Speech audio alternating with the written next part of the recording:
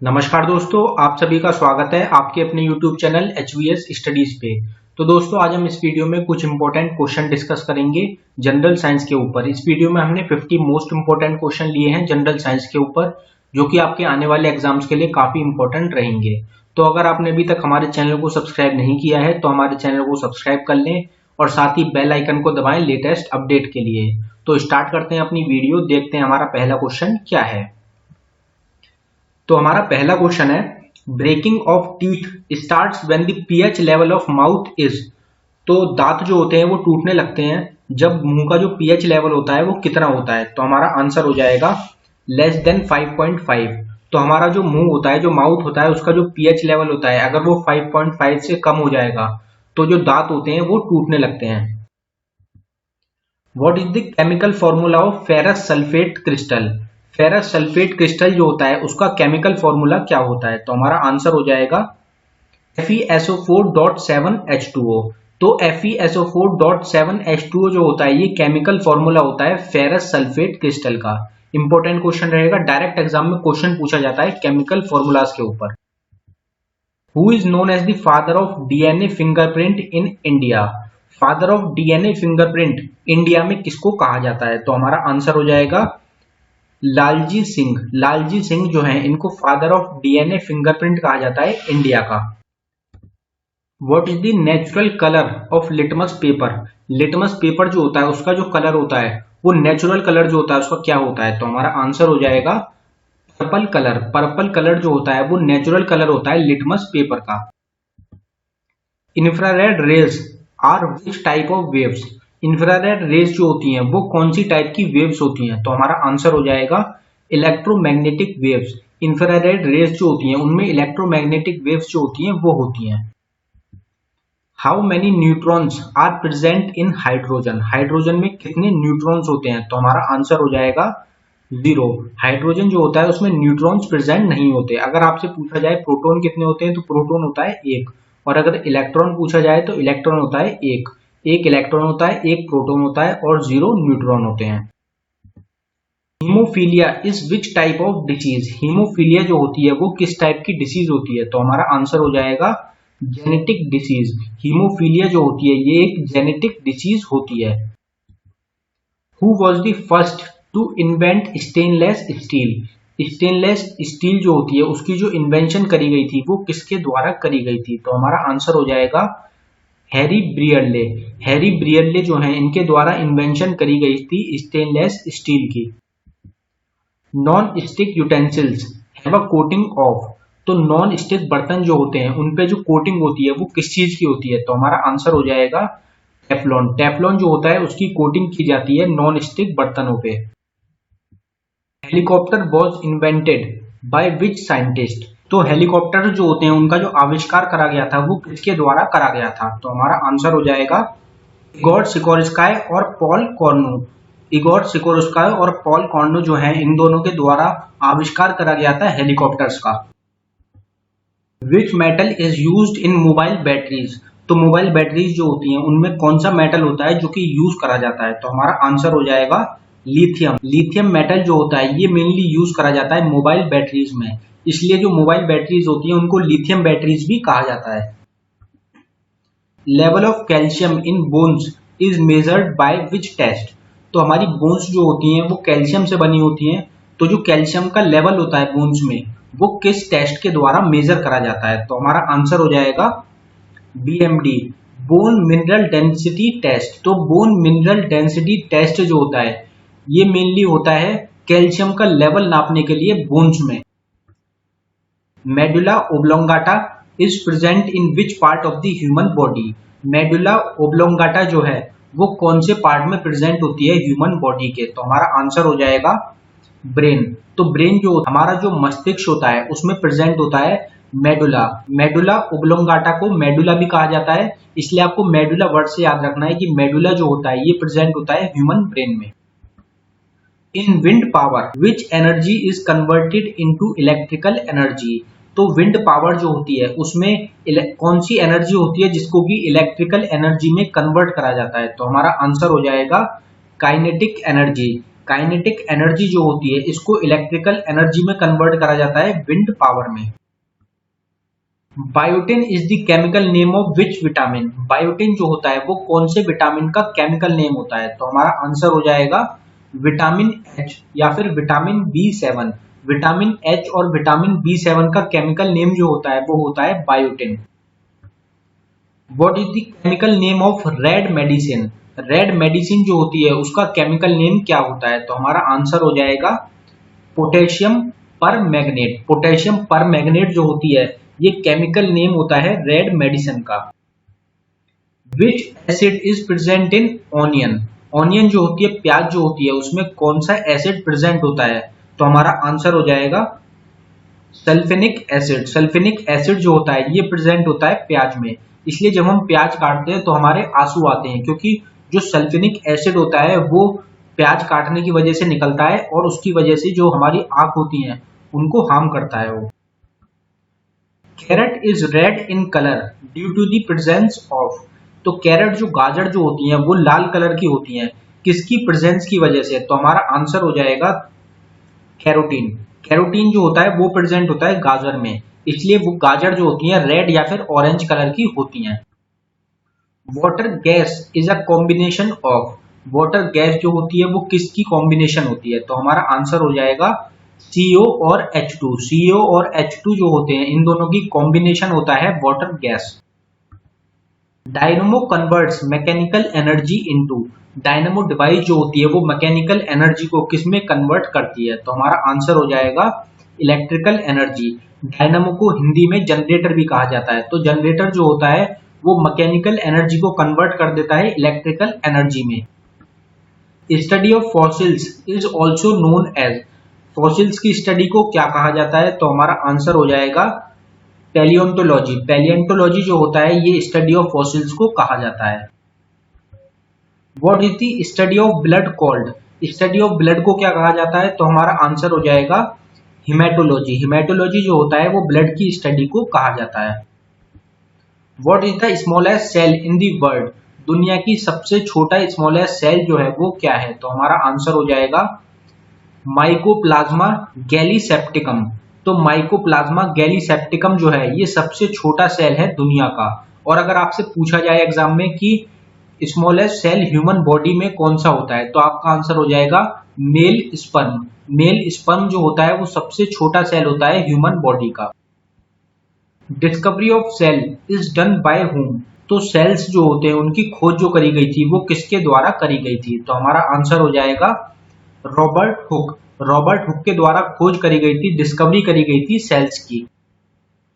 Which gas is also known as marsh gas? Marsh gas कौन सी gas को कहा जाता है? तो हमारा आंसर हो जाएगा मीथेन। मीथेन जो होती है वो गैस को कहा जाता है मार्च गैस। कभी कभी आपको एग्जाम में मीथेन की जगह ऑप्शन में CH4 मिल जाएगा, तो इनका केमिकल नेम भी दे देते हैं कभी कभार आपको कंफ्यूज करने के लिए। तो अगर आपको ऑप्शन में CH4 मिल रहा है तो वो आंसर होगा आपका करेक्ट आंसर।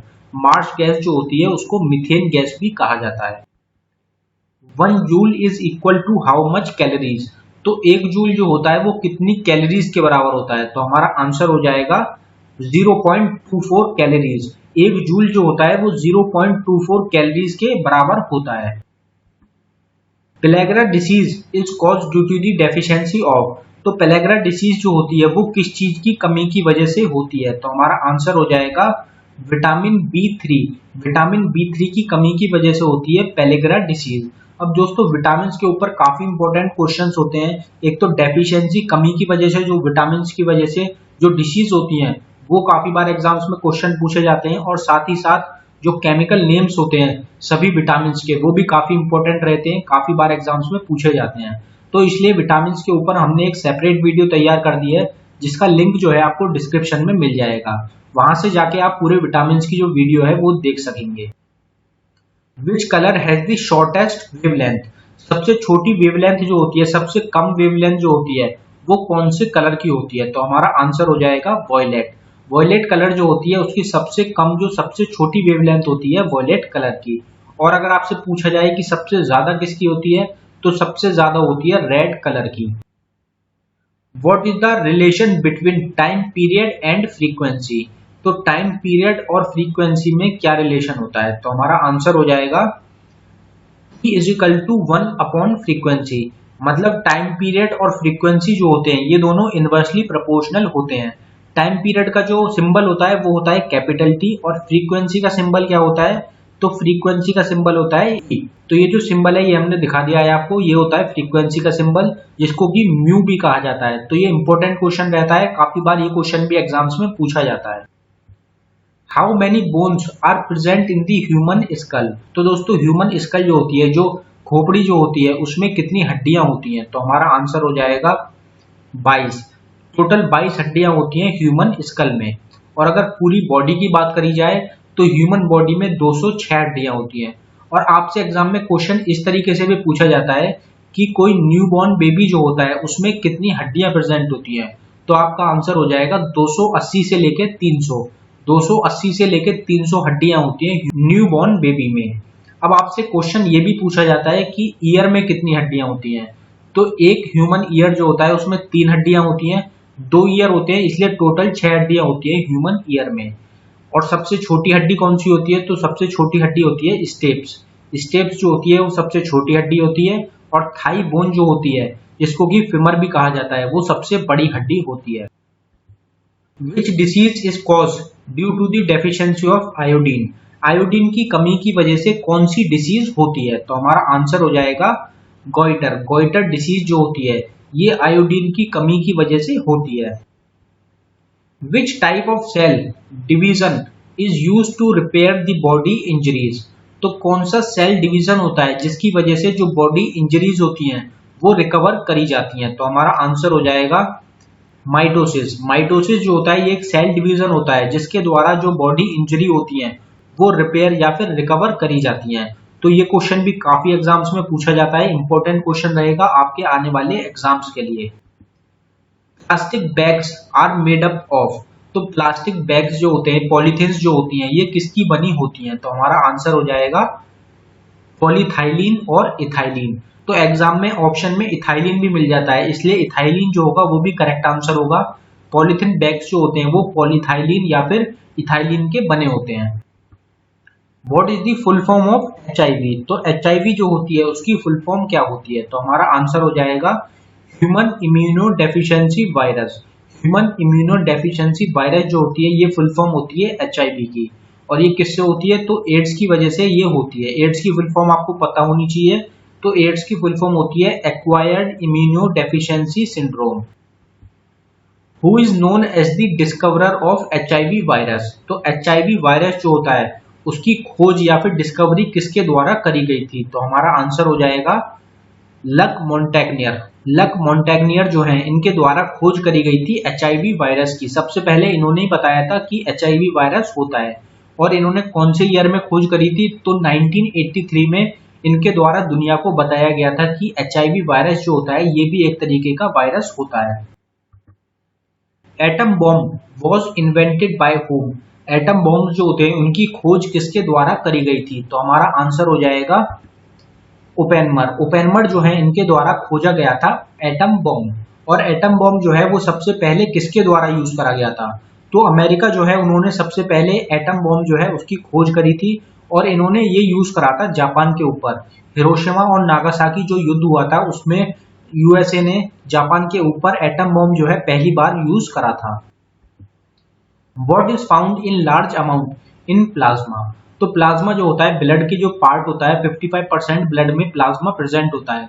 तो प्लाज्मा जो होता है उसमें सबसे ज्यादा क्या प्रेजेंट होता है? तो हमारा आंसर हो जाएगा 90% water.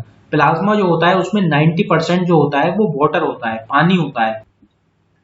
Outer part of the year is made up of? Outer part जो होता है कान का वो किसका बना होता है? तो हमारा आंसर हो जाएगा कार्टिलेज। जो आउटर पार्ट होता है कान का वो बना होता है कार्टिलेज का। Wavelength is measured in which unit? Wavelength जो होती है वो कौन सी यूनिट में मेजर करी जाती है? तो हमारा आंसर हो जाएगा एंगस्ट्रॉम। एंगस्ट्रॉम यूनिट जो होती है उसमें मेजर करी जाती है wavelength. What is the chemical name of bleaching powder? Bleaching powder जो होता है उसका केमिकल नेम क्या होता है? तो हमारा आंसर हो जाएगा कैल्शियम हाइपोक्लोराइड। कैल्शियम हाइपोक्लोराइड जो होता है ये केमिकल नेम होता है ब्लीचिंग पाउडर का। Which tissue is found in large amount in the human body. तो ह्यूमन बॉडी में सबसे ज्यादा अमाउंट में कौन सा टिश्यू पाया जाता है? तो हमारा आंसर हो जाएगा कनेक्टिव टिश्यूज। कनेक्टिव टिश्यूज जो होते हैं ये सबसे ज्यादा पाए जाते हैं ह्यूमन बॉडी में। पूरी बॉडी में प्रेजेंट होते हैं कनेक्टिव टिश्यूज। जो भी ह्यूमन बॉडी में बोन्स ज्वाइंट होती हैं वहां पर जो होता है कनेक्टिव टिश्यू जो होता है वो प्रेजेंट होता है, जिसकी वजह से दो बोन्स जो होती हैं वो ज्वाइन करी जाती हैं। विच gas is mainly used in the cigarette lighters. तो दोस्तों सिगरेट लाइटर्स जो होते हैं उनमें कौन सी गैस यूज करी जाती है? तो हमारा आंसर हो जाएगा ब्यूटेन। ब्यूटेन गैस जो होती है वो मेनली भरी जाती है सिगरेट लाइटर्स में। Cooking oil can be converted into vegetable ghee by the process of. तो कुकिंग ऑयल जो होता है उसको वेजिटेबल घी में कन्वर्ट करा जा सकता है कौन से प्रोसेस के द्वारा? तो हमारा आंसर हो जाएगा हाइड्रोजनेशन। हाइड्रोजनेशन के द्वारा कुकिंग ऑयल जो होता है उसको कन्वर्ट करा जा सकता है वेजिटेबल घी में। Rounded shape of rain drop is caused because of. बारिश की बूंदें जो होती हैं उनका जो शेप होती है वो राउंड होती है, सर्कुलर होती है, वो किस कारण की वजह से? तो हमारा आंसर हो जाएगा सरफेस टेंशन। सरफेस टेंशन की वजह से जो रेन ड्रॉप होती है उसकी जो शेप होती है वो होती है round. Which form of phosphorus is used in safety metals. कौन से टाइप का फॉस्फोरस होता है जो कि सेफ्टी मेटल्स में यूज करा जाता है? तो हमारा आंसर हो जाएगा रेड फॉस्फोरस। रेड फॉस्फोरस जो होता है ये मेनली यूज करा जाता है सेफ्टी मेटल्स में। Which is the hardest substance available on the earth.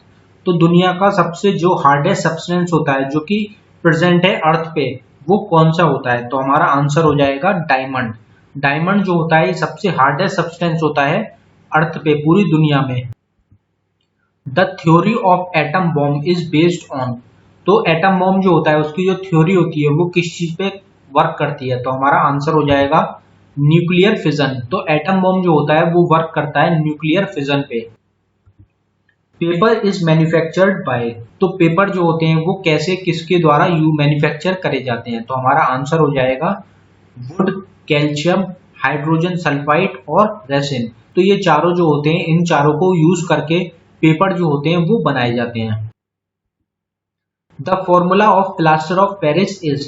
Plaster of Paris जो होता है उसका फॉर्मूला क्या होता है? तो हमारा आंसर हो जाएगा CaSO4.12H2O। CaSO4.12H2O जो होता है ये फॉर्मूला होता है प्लास्टर ऑफ पेरिस का। तो दोस्तों स्कूल टाइम जो होता था उसमें ये क्वेश्चन काफी बार पूछा जाता था कि प्लास्टर ऑफ पेरिस का फॉर्मूला क्या होता है। तो ये आपको याद होगा CaSO4.12H2O जो होता है ये केमिकल फॉर्मूला होता है प्लास्टर ऑफ पेरिस का। Largest nuclear power station of India. तो दोस्तों सबसे बड़ा न्यूक्लियर पावर स्टेशन कौन सा है इंडिया में? कैपेसिटी में, आपको याद रखना है यहाँ पर कैपेसिटी में पूछा जा रहा है। तो कैपेसिटी में सबसे बड़ा न्यूक्लियर पावर स्टेशन है इंडिया का Tarapur atomic power station. Tarapur atomic power station जो है ये कैपेसिटी में सबसे बड़ा न्यूक्लियर पावर स्टेशन है इंडिया का। और ये कहाँ पे लोकेटेड है? तो ये लोकेटेड है महाराष्ट्र में। तो ये क्वेश्चन भी इंपॉर्टेंट रहता है, याद रखना है आपको। तो दोस्तों ये था हमारी वीडियो का आखिरी क्वेश्चन। अगर आपको हमारी वीडियो पसंद आई हो तो हमारी वीडियो को लाइक करें, और अगर आपने अभी तक हमारे चैनल को सब्सक्राइब नहीं किया है तो हमारे चैनल को सब्सक्राइब कर लें। धन्यवाद दोस्तों।